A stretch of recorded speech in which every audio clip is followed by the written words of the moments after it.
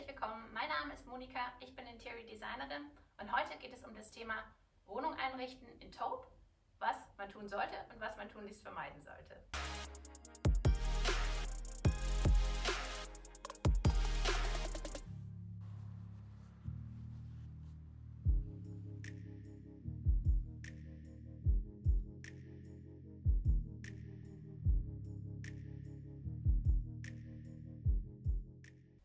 Wir nehmen euch mit zu einem Projekt, das wir von Anfang an gestaltet haben und zeigen euch anhand dieses Beispiels, was funktioniert und was nicht funktioniert.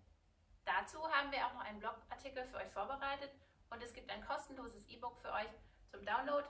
Schaut doch gleich mal vorbei auf vt.com. Und wir starten jetzt los. Warum eigentlich Taupe? Warum wollen alle ihre Räume in Taupe gestalten? Taupe ist eine warme Farbe, es macht das Ganze sehr wohnlich, einfach zu kombinieren. Ich kann eigentlich auf alles reagieren, Boden oder Wände oder Fenstergegebenheiten sollten eigentlich kein Problem sein. Und das Tolle ist, wenn ihr monochrom, also mit einer einzelnen Farbe euren Raum gestaltet, könnt ihr mit Akzenten arbeiten. Das heißt, wie hier, wir könnten ein farbiges Kissen dazu bringen, vielleicht einen Teppich, einen Vorhang, einzelne Dinge, die ich ganz schnell wieder austauschen kann oder saisonal eben. Ich sag mal an Weihnachten die roten Kissen und sonst haben wir vielleicht grüne. Ein weiterer großer Vorteil für Taupe ist, man kann es fast für alle Wohnstile verwenden. Das heißt, ob ich einen eleganten französischen Stil habe, ob ich eher einen englischen Stil habe oder ob ich eher in die moderne oder in die Hücke-Richtung gehe, sollte Taupe eigentlich überall passen. Worauf kommt es an, wenn ihr in Taupe einrichten möchtet? Das ist die Kombination der Materialien. Worauf ihr dabei achten solltet, zeigen wir euch gleich. Wir nehmen euch mit zu einem Projekt, zeigen euch, wie wir gestartet sind, welche Materialien wir verwendet haben und warum und wie das Ganze am Ende des Tages geworden ist. Also, viel Spaß! Womit haben wir gearbeitet? Es ist eine kleine Wohnung. Vom Briefing vom Kunden ging es darum, den Boden müssten wir behalten, genauso wie die Küche. Es handelt sich um einen schönen, relativ dunklen, aber warmen Fliesenboden. Und die Küche ist in einer Art hellem Holz mit einer schwarzen Granitplatte. Das ist mal unsere Ausgangssituation. Darauf passen wir alles an. Das Highlight dieser Wohnung ist dieses absolut gigantische Panorama. Das heißt, diesen Fokus, das ist klar. So, zu unserer Zielsetzung. Ich kenne die Kundin schon relativ lange, wir haben schon häufig zusammen gearbeitet.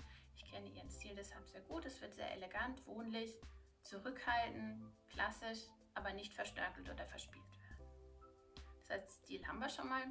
Das zweite ist der Fokuspunkt, den haben wir natürlich auch schon aufgrund dieses wunderbaren Panoramas. Und der letzte Punkt ist, die Wohnung befindet sich auf dem Berg, 1200 Meter über Meer.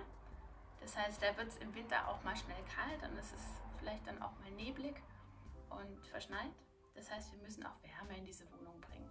Also nicht nur durch Heizung, sondern eben auch durch die Gestaltung, dass man im Winter es warm, wohlig, kuschelig hat. Das ist unser Ziel. Zusammenfassend kann man sagen, wir möchten gerne ein modernes Chalet gestalten und das in Taupe. Jetzt schauen wir uns gemeinsam an, wie wir die Materialien kombiniert haben, welche Taupe-Töne wir ausgewählt haben und warum. Als erstes sind wir gestartet mit unserem Boden als Ausgangsmaterial. Danach habe ich mir überlegt, wie die großen Flächen, also wie beispielsweise Einbauschränke oder größere Möbelstücke aussehen sollten. Größere Einbaumöbel sind eben die Küche in einem Holzton und weitere Einbauschränke haben wir in einem hellen Taupe-Ton. So.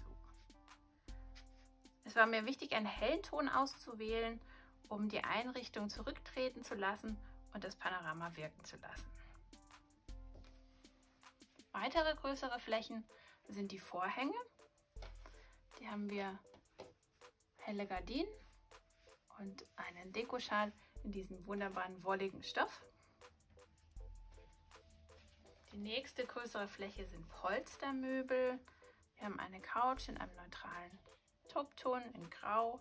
Dazu gibt es einen Sessel mit einer leichten Musterung, um dort eben wieder eine gewisse Tiefe reinzubringen, damit es interessanter wird. Und wir unterbrechen das Karo mit einer Streife.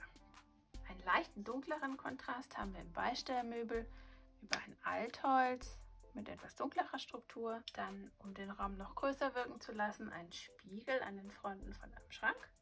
Etwas Keramik an einer Leuchte. Metallische Füße für Beistellmöbel. Etwas Glas und Chrom. Und abschließend ein farbiges Highlight in Ocker. Jetzt möchte ich euch noch einmal kurz zeigen, wie man es am besten nicht machen sollte. Und zwar, wie ihr seht, es wirkt relativ homogen, einheitlich, vielleicht sogar etwas langweilig. Aus dem einfachen Grund, dass die Strukturen hier alle sehr ähnlich und gleich, also alle sind relativ weich, kaum was Grobes, nichts Feines, nichts Glänzenderes mehr.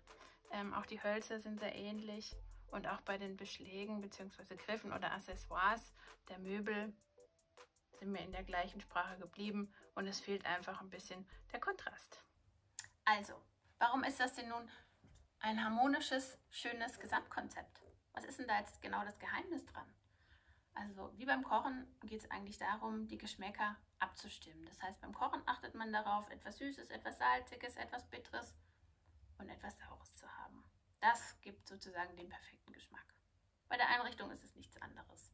Es kommt darauf an, dass ihr etwas Weiches, etwas Hartes, etwas Grobes und etwas Glattes habt. So. Das können jetzt je nach Stil unterschiedliche Materialien sein. Bei uns in dem Fall haben wir darauf geachtet, dass wir Holz, Keramik, Glas, Textil abgebildet haben. Das ist das ganze Geheimnis. Wie beim Kochen kommt es darauf an, die richtigen Nuancen der einzelnen Zutaten zu erwischen. Das ist reine Übungssache. Die Vorarbeit haben wir gemacht. Jetzt gucken wir uns an, wie das Projekt final geworden ist.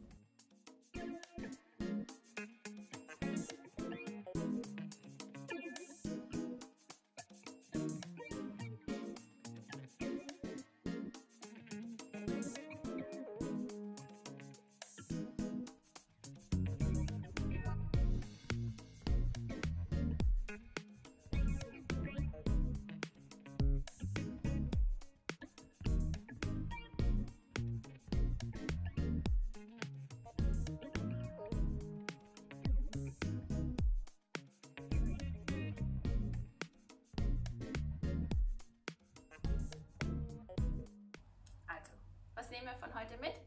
Es ist wichtig, Materialien zu kombinieren in ihren unterschiedlichen Strukturen. Das heißt weich, hart, glatt und rau. Der Knackpunkt daran ist, die richtige Dosis der Einzelnen zu finden. Wie das genau geht, beziehungsweise worauf ihr achten solltet und was ihr natürlich vermeiden solltet, das findet ihr bei uns auf dem Blog hoat.com. Dort gibt es ein gratis E-Book für euch und eine ganz tolle Infografik, die ganz einfach erklärt, worauf es ankommt. Also schaut gleich vorbei. Ihr Lieben, schön, dass ihr mit mir bis zum Ende gekommen seid. Eine letzte Frage habe ich noch an euch und zwar, was beschäftigt euch im Moment gerade in der Einrichtung? Welche Stile gefallen euch? Welche Gestaltungsthemen habt ihr gerade auf dem Zettel und wo können wir euch unterstützen? Lasst es uns einfach wissen in den Kommentaren unten. Bitte auch unseren Kanal abonnieren, liken und natürlich auch teilen. Vielen Dank und bis bald, eure Monika.